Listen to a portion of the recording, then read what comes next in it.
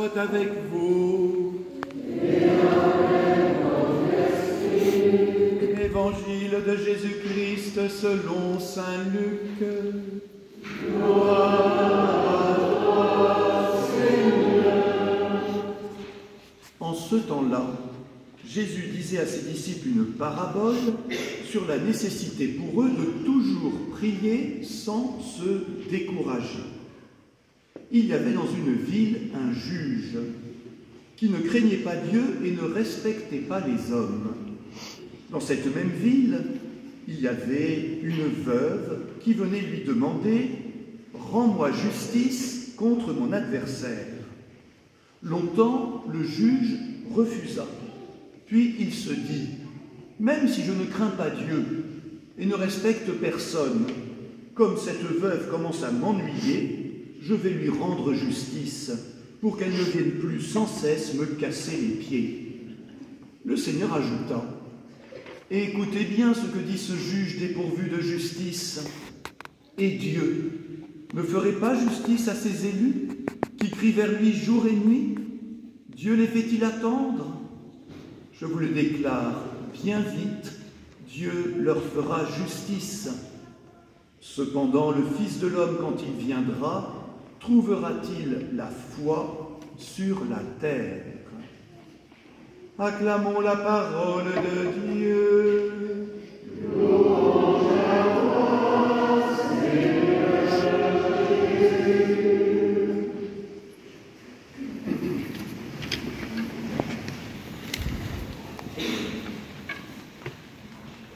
Alors on va parler d'un combat, mais un bon combat, un combat positif. Vous avez peut-être déjà vu dans des films ou à la télévision des gens qui font de l'escrime avec une épée. Et alors, pour apprendre à faire de l'escrime, d'abord, justement, il faut apprendre. Ensuite, évidemment, il faut avoir une arme, c'est-à-dire une épée. Et puis, il faut aussi un instructeur, quelqu'un qui nous dise comment combattre pour qu'on puisse vaincre l'adversaire. Ici, l'adversaire dont il est question, c'est le mal. Tout ce qui, dans notre vie, fait qu'on risque de devenir méchant ou mauvais, Dieu veut que nous combattions le mal, le mauvais, tout ce qui nous empêche d'aimer et d'être heureux. Et bien d'abord, il faut apprendre à combattre le mal. Et pour apprendre à combattre le mal, nous l'avons entendu, saint Paul le dit dans la deuxième lecture, Dieu nous a donné ce qu'on appelle les Saintes Écritures. C'est quoi les Saintes Écritures? C'est la Bible. Tous les textes de la Bible, frères et sœurs, nous enseignent comment combattre, comment lutter contre les tentations, contre le mal, contre les adversaires spirituels dans notre vie.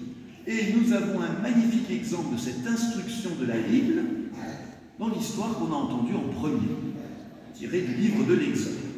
Alors, le peuple d'Israël est au désert, et au désert, ils ne sont pas tout seuls.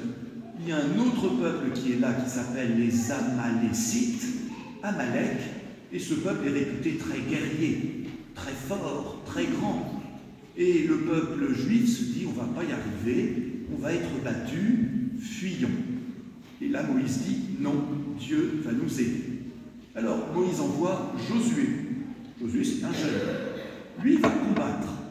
Et pendant ce temps-là, que fait Moïse? Il est au sommet d'une montagne et il lève les mains, c'est le signe de la prière. Et la Bible nous dit que quand Moïse se fatigue et baisse les bras, Josué recule et les Amalécites l'emportent. Et quand Moïse lève les mains et est en train de prier Dieu, Josué reprend courage, reprend force et arrive à lutter et à battre les Amalécites.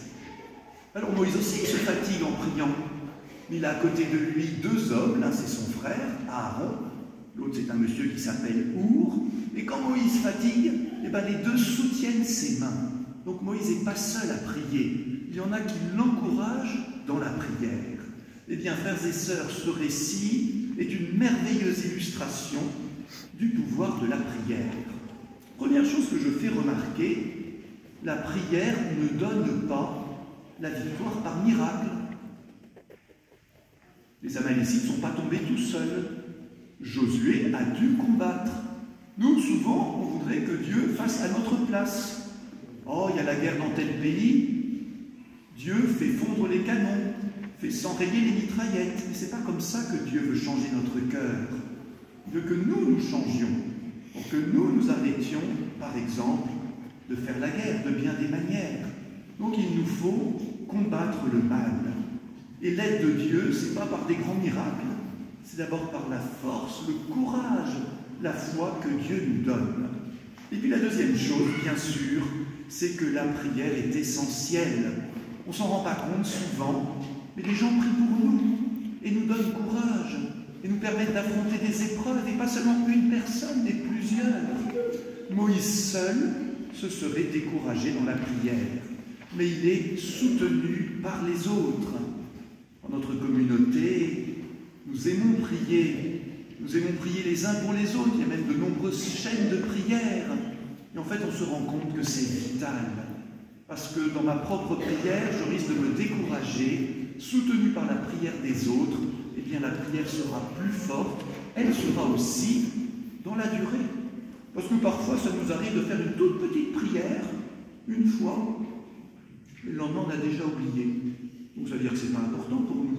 Parce que si ce n'est pas important, Dieu ne va pas t'aider. Si c'est important, tu vas prier plusieurs fois. Tu vas demander à d'autres de prier pour toi pour aider quelqu'un. Eh bien, frères et sœurs, dans ce combat, on a donc l'instruction que nous donne la Bible, tous ces conseils. Nous avons cette arme qui est la prière. Et la prière, elle ne fait que du bien.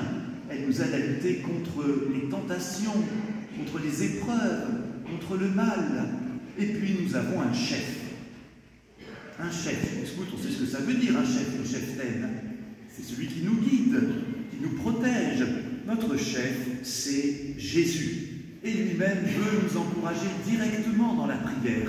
Alors il raconte cette drôle de petite histoire. Il y avait un jour une veuve, donc une dame qui avait perdu son mari. Sans doute était-elle assez âgée, et on lui a fait du tort. Quelqu'un lui a fait du mal. Et donc elle va au tribunal pour dire au juge, rends-moi justice, condamne celui qui m'a fait du mal. Et le juge est malhonnête, ça ne l'intéresse pas, il ne fait rien. Et bien cette veuve, elle continue à demander. Elle va sonner à sa porte, elle revient à la charge, elle lui dit à nouveau, rends-moi justice. Et ce juge malhonnête, il finit par se dire, elle me casse tellement les pieds, cette veuve, que finalement, je vais lui rendre justice. Vous avez compris, ce n'est pas par honnêteté, c'est juste pour qu'elle ne vienne plus lui casser les pieds. Et Jésus nous dit, mais vous voyez, ce mauvais juge, il a été capable quand même de rendre la justice finalement. Mais Dieu qui est bon, Dieu qui est juste, combien plus va-t-il rendre justice et exaucer nos justes prières? Alors, je termine en nous posant deux questions à propos maintenant de notre prière à nous. La première question, que demandons-nous dans nos prières? Et est-ce que nos demandes sont justes? Je donne un exemple. Un jour, j'ai un jeune qui me dit, j'ai bientôt un examen, je vais prier Dieu de me donner une bonne note. Je lui dis, mais est-ce que tu as travaillé pour réviser tes examens? Il dit, ben non, j'ai pas tellement eu le temps, mais Dieu va m'aider. Il va peut-être faire un miracle. Ben, je lui dis, mais c'est injuste. Tu n'as pas travaillé, tu aurais une bonne note. C'est le monde à l'envers. Tu ne peux pas demander ça à Dieu. Et Dieu n'exaucera pas ta demande parce qu'elle est injuste. Par contre, demande à Dieu de te donner un peu de courage, de persévérance, d'espérance, pour te mettre maintenant à travailler, il n'est jamais trop tard.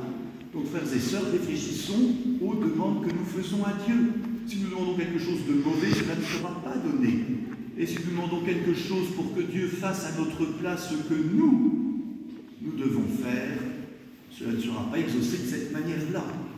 Donc, réfléchissons aux demandes que nous faisons, de même que des enfants demandent parfois des choses aux parents qui ne sont pas justes, et les parents ont raison de dire non, mais je vais quand même t'aider. Et bien de même, Dieu passe nos demandes au filtre de ce qui est juste et bon pour nous. Et puis, deuxième question, la première c'était que demandons-nous à Dieu? Nos demandes sont-elles justes? La deuxième c'est comment Dieu? Est-ce que nous demandons tout simplement avec foi? À la fin de l'Évangile, Jésus dit, mais moi, quand je vais revenir sur la terre, est-ce que je trouverai la foi chez les chrétiens, chez les hommes et les femmes de ce temps? Parce que parfois, comment je vais dire ça, on se dit, tiens, je vais faire une petite prière, ça ne peut pas faire de mal, et puis peut-être que je vais aussi consulter une astrologue, peut-être aussi que... Non, quand on demande, il faut y croire. Il faut croire que Dieu écoute et exauce nos demandes. Alors bien sûr, chacun de nous a fait l'expérience que parfois on a demandé quelque chose qui nous semblait bon. Je souffre d'une maladie, je demande ma guérison miraculeuse, et je n'ai pas été exaucé. Mais frères et sœurs, quand nous disons que Dieu exauce, nous ne disons pas qu'il fait exactement ce que nous lui demandons. Dieu n'est pas un distributeur automatique. Dans le métro, il y a des distributeurs automatiques. Si je demande un coca, je mets 1 euro, j'appuie sur le bouton, je dois recevoir un coca. Mais Dieu n'est pas un distributeur automatique. Il nous donne ce qu'il juge bon pour nous, quand il le veut, comme il le veut. Et c'est ça, exaucer nos prières. Et par exemple, quelqu'un qui a demandé la guérison du corps, d'une maladie, cette guérison ne lui est pas donnée. Mais cette personne, un jour, découvre qu'elle est capable d'affronter cette maladie avec confiance. Elle est capable peut-être même de trouver un chemin d'approfondissement de sa vie chrétienne. Alors bien sûr, son corps va continuer à souffrir, c'est vrai, mais quand on a cette confiance et cette foi, eh bien on est capable de vivre, par exemple, avec cette maladie qui au début nous effondrait. Donc Dieu exauce à sa manière, quand il veut, comme il veut, au moment où il veut, et surtout, frères et sœurs, selon ce qui est bon pour nous. Alors Jésus nous a dit tout cela parce qu'il est notre chef, pour que personne ne se décourage dans la prière. Seigneur Jésus, donne-nous cette foi, cette confiance, cette persévérance dans toutes nos prières. Amen.